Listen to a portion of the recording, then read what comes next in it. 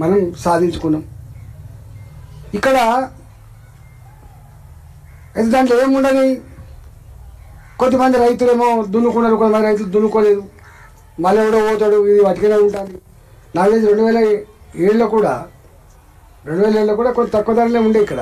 అప్పుడప్పుడే పెరుగుతున్నది, కొంచెం తక్కువనే పెరిగింది. 2005 అనుకుంటే నాకు తెలిసి 5 నుంచి 7 మధ్య కాలంలో బాగా పెరిగింది. ఎట్లట్లయితే ధరలు పెరుగుతున్నాయో అట్లట్లా బ్రోకర్ల కన్ను పడ్డాయి, ప్రభుత్వాల కన్ను పడ్డది, ప్రభుత్వానికి ఉన్న అండగా ఉండే నాయకుల కన్ను కూడా పడుతుంది. దాన్ని ఏం మనమానలేదు. ఏదో పట్టాలు ఇచ్చిండ్రు, ఇది ఇచ్చిండ్రు అంటున్నారు. నేను ఒకటే మిమ్మల్ని అందరినీ కోరేది ఏంటంటే, కొద్దిమంది అమ్ముకోవచ్చు కూడా. ఏదైనా వసత్తు తక్కువ వాళ్ళు, బిడ్డ పెళ్లి కోసం అని చెప్పిన వాళ్ళు అప్పుడే ₹1,00,000 ఈ అసలు భూమి 10 లక్షల రూపాయలకు ఉంటే ఈ భూమిని అసైన్మెంట్ భూమి కాబట్టి కొనుక్కోవడానికి వీలు లేదు, అమ్ముకోవడానికి వీలు లేదు. కాబట్టి దాన్ని 10 లక్షలకు అమ్ముకుంటే ₹1,00,000 అమ్ముకోవచ్చు, ₹2,00,000 అమ్ముకోవచ్చు. కానీ అది కొనుక్కున్న వాళ్ళు పెద్దోళ్ళు కొనుక్కున్నారు, చిన్నోళ్ళు కూడా కొనుక్కున్నారు. గుర్తుపెట్టుకోండి.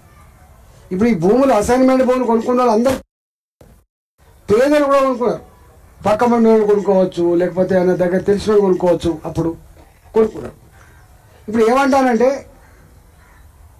వీళ్ళు ఆల్రెడీ చేతులు మారిపోయినాయి, వీళ్ళ చేతుల భూములు లేవు, వీళ్ళు అమ్ముకొని పోయినరు, ఎవరైతే కొనుక్కోకూడదో వాళ్ళు కొనుక్కున్నారో అందుకని మేము తీసుకుంటున్నాం అనేటువంటి మాట కూడా చెప్తారు. వాళ్ళ పేరు చెప్పి వాళ్ళ నేపంతో మళ్ళీ అడుగు పెడతారు. ఇక్కడ ఈ హైదరాబాద్ చుట్టుపక్కల చాలా భూములు ఈ మధ్య ఏం చేసిందంటే ల్యాండ్ పూలింగ్ అనే కొత్త సిస్టమ్ పెట్టింది. పేరు వినుంటారు మీరు. ఈ అసైన్మెంట్ భూములు ఎన్నడూ అమ్ముకోలేదు, కొనుక్కున్నాడు కూడా చెల్లదు కాబట్టి ఎన్నాలని ఉంచుకుంటారు ఇవి అని చెప్పి ఓ బ్రోకర్గిరి మొదలుపెట్టింది. ప్రభుత్వమే స్వయంగా బ్రోకర్గిరి మొదలుపెట్టి ల్యాండ్ పూలింగ్ అనే పేరు పెట్టి, నువ్వు నాకు ఎకరం ఇస్తే 600 గజాలు నీకు ఇల్లు జాగిత్తా, డెవలప్మెంట్ చేసిన ఇల్లు జాగిత్తా అని చెప్పి ఇచ్చిండ్రు. కొంగరకాలం చేసిండు కూడా. నేను రోజు పెట్టినా, అరే మీరెవరండి నాకు అర్థం కాదు. పేదోడు 50 ఏళ్ళ తర్వాత ఇవాళ ఎకరం భూమి 10 కోట్లకు అమ్ముకుపోతే ఆ కుటుంబం బాగుపడితే నీకేం బాధ? ఆ కుటుంబం బాగుపడితే నీకేం బాధ? ఆయన చేసుకోడా? ఇవాళ దీని మీద చర్చ జరిగింది. కోనేరు రంగారావు కమిటీ అని కమిటీ వేసింది. నేను అప్పుడు ఎమ్మెల్యే ఉన్నప్పుడు కోనేరు రంగారావు కమిటీ వేసింది. పేదలకు ఇచ్చిన అసైన్మెంట్ భూములు పూర్తిగా వాళ్ళకే హక్కులు కల్పించాలి. ఆ రోజు మేము పెట్టే ప్రతిపాదన. వాళ్ళను ఇట్లా ఎన్నటికైనా ఇది అమ్ముకోలేదు కొని ఎన్ని రోజులు ఉంటామండి? 12 సంవత్సరాలు వరుస పెట్టి ఒక భూమి మీద ఉంటే ఆ భూమి మీద హక్కులు వస్తాయని చెప్పి రెవెన్యూ చట్టం చెప్తున్నప్పుడు 50 ఏళ్ళు ఉన్న వాళ్లకు ఇలా ఎందుకు వాళ్ళకి ఇంకా హక్కులు కల్పించలేకపోతున్నాం? మీకు తెలుసో తెలియదో, ఉత్తరప్రదేశ్ ఉంది, అక్కడ 18 ఏళ్ళకేమో 18 ఏళ్ళు దాటితే హక్కులు వచ్చేస్తాయి. తమిళనాడు ఉంది, అక్కడ కూడా 22 ఏళ్ళకో హక్కులు వచ్చేస్తాయి. చాలా రాష్ట్రాలలో 18 ఏళ్ళకో 20 ఏళ్ళకో 25 ఏళ్ళకో చట్టమే ఉంది. అసైన్ చేయబడ్డ భూములు పర్మనెంట్గా వాళ్ళకే ఇచ్చినట్టు ఇచ్చింది.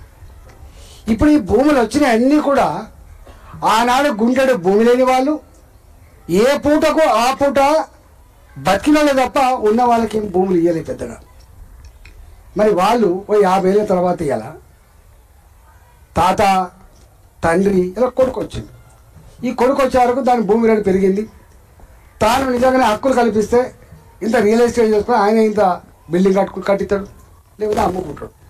కానీ నోటికి అదికి వచ్చిన బుక్క 50 ఏళ్ళు కష్టపడి ఈ భూమిని కాపాడుకుంటే ఇవాళ ప్రభుత్వమే కంచే చీరని వేసినట్టుగా ఎవడైతే కాపాడానో, ఎవడైతే అండగా ఉన్నానో, ఎవడైతే దయతలిసి పేదలు కదా అని చెప్పి ఇవ్వాలో, ఇలా వాళ్ళే వచ్చి మళ్ళీ కబ్జా పెట్టేటువంటి పద్ధతి ఇది తప్పు అని మాత్రం మనం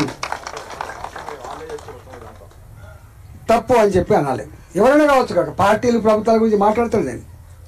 నేను సామాన్య జనం గురించి మాట్లాడుతున్నాను. నేను అంటున్నా, ఇవాళ నువ్వు 40 ఎకరాలు తీసుకుంటాడు. ఇది ఆగది ఇట్లా. ఇక్కడ ఇది ఇప్పుడు కొంతమంది నాయకుడు వచ్చిండు, ఇది పెద్ద సంస్థ సార్, నీ పెద్ద సంస్థ కావచ్చు బాబు, కానీ నువ్వు వేలు పెట్టిపోతే వాడు కాలు పెడతాడని చెప్పాడు. నువ్వు వేలు పెడితే వాడు కాలు పెట్టిపోతావు, కథం పెడతాడు, ఎవరు కాపాడగలని చెప్పాడు. నేను దీని మీద వాళ్ళకు బోర్డు అంత ఉన్నది, జాగాలు ఇవ్వాలని కూడా ఇచ్చుకోలేదు. గవర్నమెంట్ ఎక్కడైనా లేదు కొనుక్కో,